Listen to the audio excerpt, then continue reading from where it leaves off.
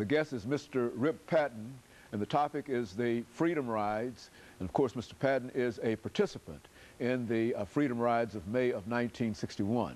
And Mr. Patton, let's give you an opportunity during this last segment to simply inform our audience of some of the impressions and some of the things that happened to you and others during this very, very critical period in the civil rights movement. Okay. One of the things, I think, things that happened to the Nashville group, our first group that left, there were 10 people on that bus. One of the things that we have to realize is that there was danger there. They knew that. And they also knew that this was something that had to be done. And when on the Saturday morning, they departed from Birmingham to Montgomery. Now, as I stated earlier, the FBI has to know, so they had everybody made the phone calls to let the FBI know. Of course, they already knew with these people in jail. When the bus pulled into Montgomery, the students on the bus noticed that there were no people around the bus terminal, which was strange. There were photographers on the bus with the students. The photographers got off first. And when they got off, this is where this mob came from nowhere. They attacked the photographers and camera people first, broke up their equipment. Apparently, they didn't want the nation to see what was going on. And when the people on the bus saw this, this is when they started scattering, because they knew that this was going to be a bad day. There are some pictures that you've probably seen in Life magazine of John Lewis and Jim Swerg. I think John has a patch on his head and Jim has lost a tooth or what have you. There were some other injuries in that. A young man who was a student at American Baptist, he was hospitalized. Someone had a long rod, steel rod, and he was on the ground. They was trying to push it through his ear. He's no longer with us. After that, he was never quite right. Again. There were a couple of students who got away in a taxi cab, so everybody just scattered. They were running. That night, at least that Sunday night, the next night, Sunday, they had a rally in Montgomery at the First Baptist Church, and Dr. King was the speaker. Now, on that Saturday, that's when I left to go to Montgomery. My portion of the Freedom Ride started in Montgomery, but before that, after I was working the office, and I said, there's no way that I'm going on a Freedom Ride. I'll stay here and do what I can from this end. But you never know what the man upstairs is going to do to you and what he wants to do through you. I went home. We got a call that we needed more Freedom Riders. I went home and put my suit and tie on, came back to the office. We rented a car, called the FBI to let them know that there was a group in a car driving to Montgomery. And I didn't tell my mother. And so that Saturday and Sunday at the rally, matter of fact, as we were having the rally, outside they were burning up people's cars. And the next morning, Monday morning, we were planning who would be on what bus. They had the Greyhound and the Trailway bus, so they were dividing the groups up. And there were 25 in the group at this time. I was on the second bus with Dr. Lafayette. The first bus left, and what we didn't know was that we had the National Guard, Alabama National Guard, on the bus, in cars, and in the air. Took us all the way to the Mississippi state line, and then the Mississippi National Guards took over and took us on into Birmingham, I'm sorry, into Jackson. When we arrived at the Jackson bus terminal, we were arrested for a breach of peace. and disorderly conduct. They dropped the disorderly conduct and charged us with breach of peace. And of course, we all decided that we would stay in jail. And that was a $200 fine or 67 days in jail. The next thing, we were moved to the city jail. Now, in the city jail, apparently they hadn't used the part where they sent us.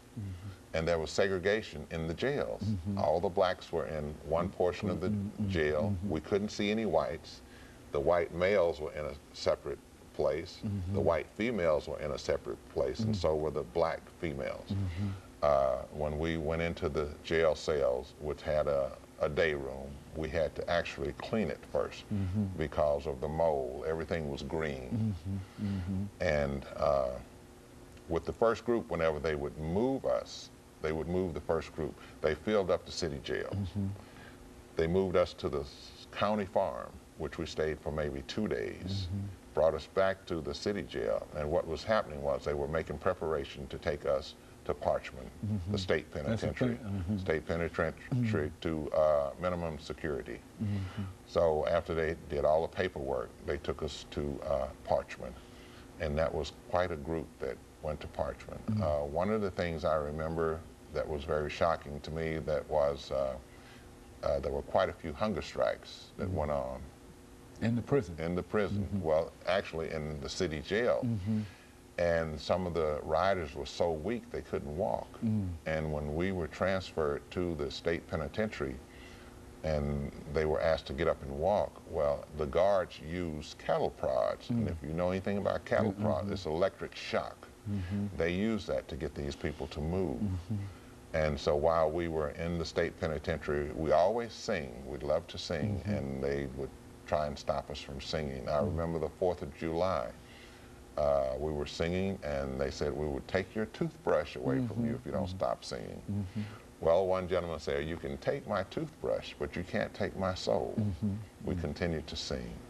And the way to retaliate, they turned off the heat, turned off the air conditioning, and turned off the water in the cell. There were 2 of us per cell, a very small cell, not like the ones you see in the movie. I guess they have the larger cells in the movie so they can get the equipment in. But these cells were very small, 2 to a cell, and we could shower and shave. You had to shave. If you didn't have anything here at all, you still had to shave twice a week.